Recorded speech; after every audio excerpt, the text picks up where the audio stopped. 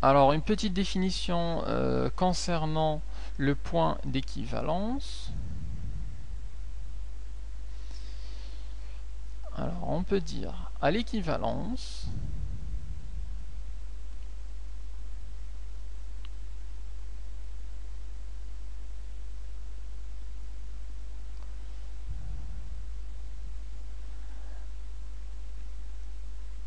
la quantité de matière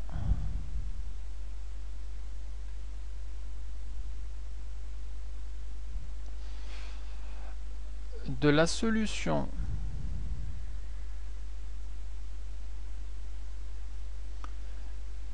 titrante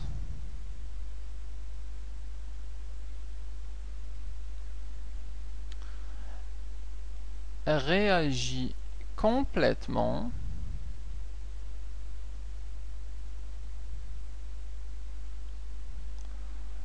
avec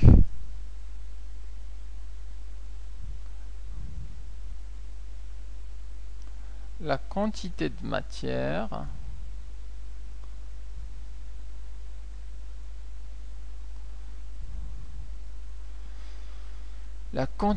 matière de la solution titrée.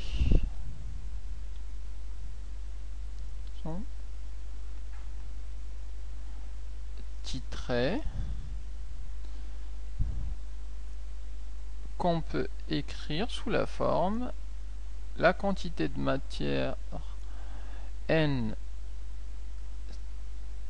titré égale à la quantité de matière titrante, qu'on retrouve assez souvent écrit. La quantité de matière titrée, c'est CA fois VA, et la quantité de matière titrante, c'est CB fois VBE. Donc, on retrouve souvent sous la forme CA VA égale à CB VBE.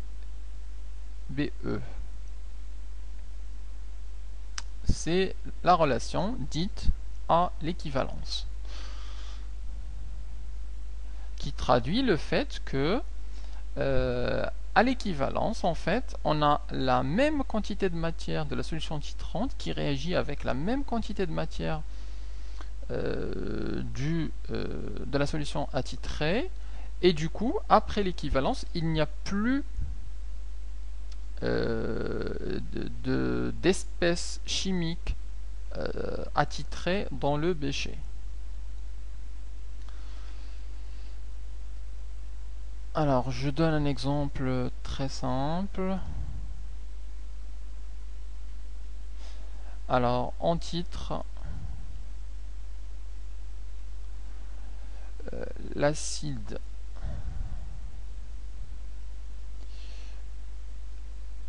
chlorhydrique,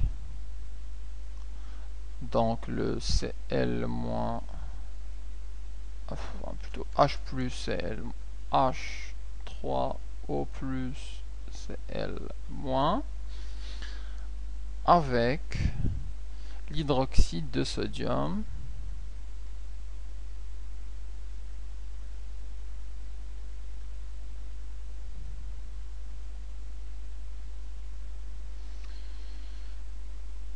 le Na+, HO-. Alors, auquel cas, dans le bécher, donc, on a les ions H3O+, Cl-, et ce qu'on titre, l'espèce qu'on titre, c'est le H3O+. Le Cl- et le Na+, sont des ions dits spectateurs. Donc on a notre burette qui contient l'ion qui nous intéresse, c'est le HO- qui va réagir avec le H3O+, et bien évidemment aussi le Na+, mais qui est lui aussi spectateur, le Cl-. Et donc, pareil, on connaît ici le CB va être connu, le VBE, on va dire comment on le retrouve à partir de la courbe pH en fonction de VB. La solution attitrée, on connaît le VA, mais pas le CA. Donc en fait, on va dire quelle équivalence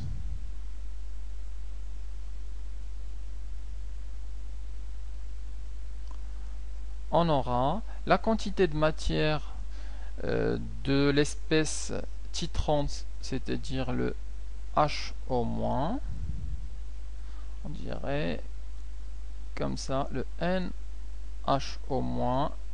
à l'équivalent, c'est égal à la quantité de matière de l'élément attitré qui est le H3O+, écrit simplement c'est CB VBE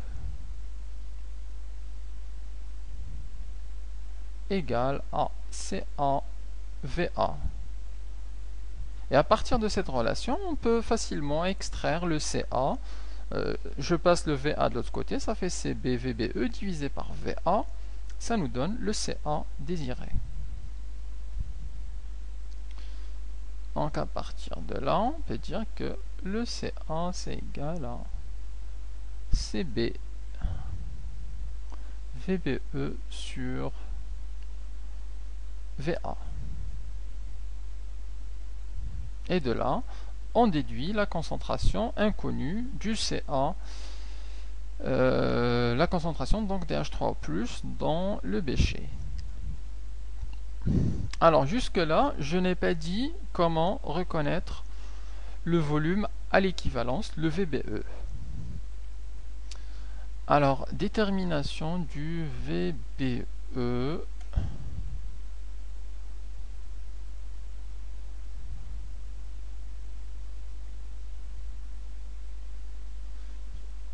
Du VBE, appelé aussi le volume à l'équivalence.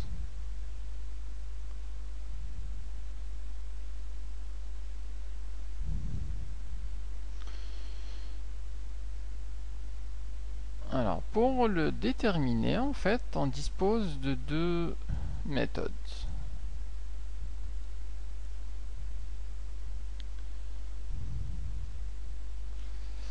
La méthode de la dérivée,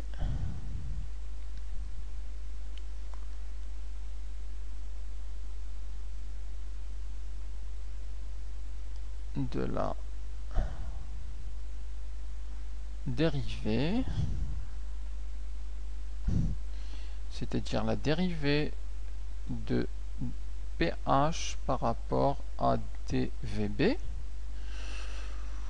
Ou alors, la deuxième méthode, c'est la méthode dite des tangentes.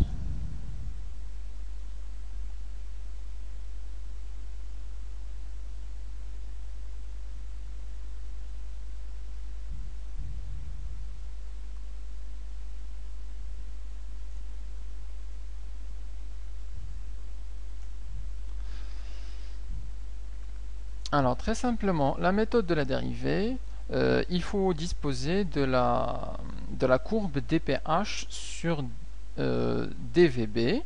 Alors, c'est une courbe qui a un maximum assez prononcé aux alentours du VBE. Donc, si on a cette courbe, on aurait quelque chose qui ressemble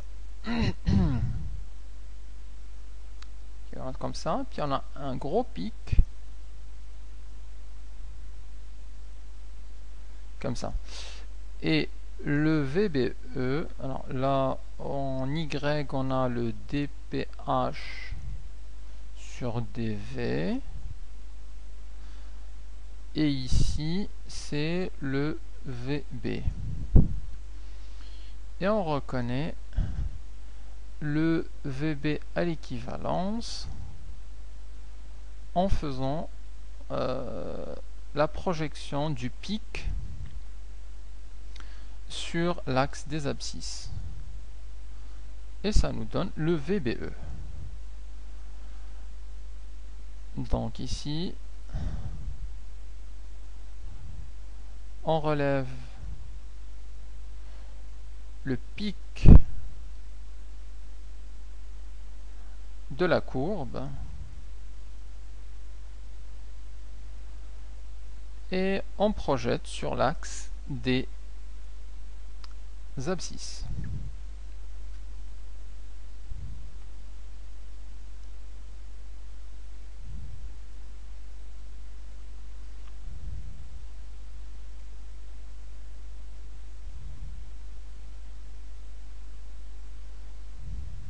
Donc méthode assez facile à faire et de même assez précise. Et notamment plus précise que la méthode des tangentes.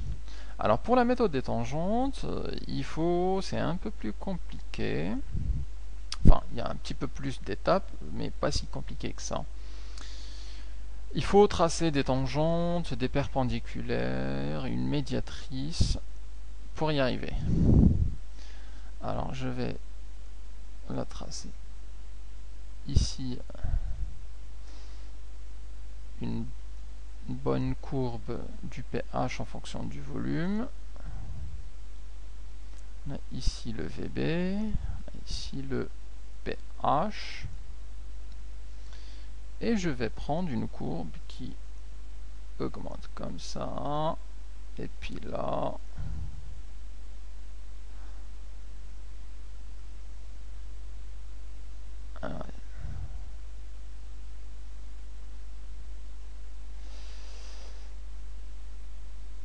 donc ici, la courbe du pH en fonction de VB. Alors comment on fait avec la méthode des tangentes? D'abord on trace une tangente après l'équivalence. Alors on suspecte déjà que l'équivalence est quelque part par là. Donc après l'équivalence c'est de ce côté-là, avant c'est par là. Donc on va d'abord tracer une tangente à la courbe après la convergence. Ensuite, on va tracer une deuxième tangente de façon à ce que ces deux tangentes soient parallèles et que la tangente elle soit avant l'équivalence. Alors on se donne à peu près ça. Et on voit bien que les deux sont quasiment parallèles.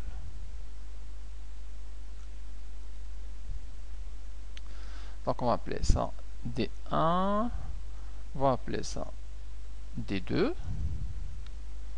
Ensuite, il faut tracer la droite perpendiculaire aux deux, ou une droite perpendiculaire aux deux, puisqu'il y en a plusieurs.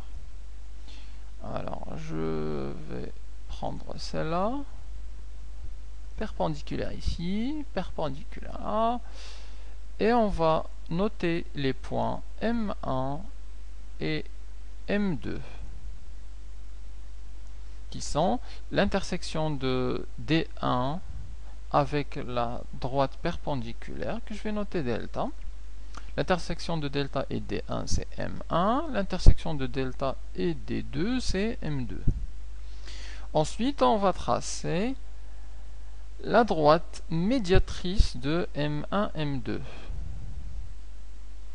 Donc c'est une droite qui passe par le milieu de M1, M2 et qui est perpendiculaire à la droite delta.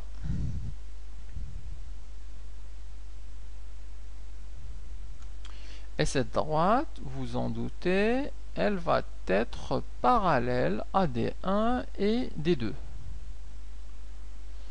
C'est la droite delta prime. On a quasiment fini.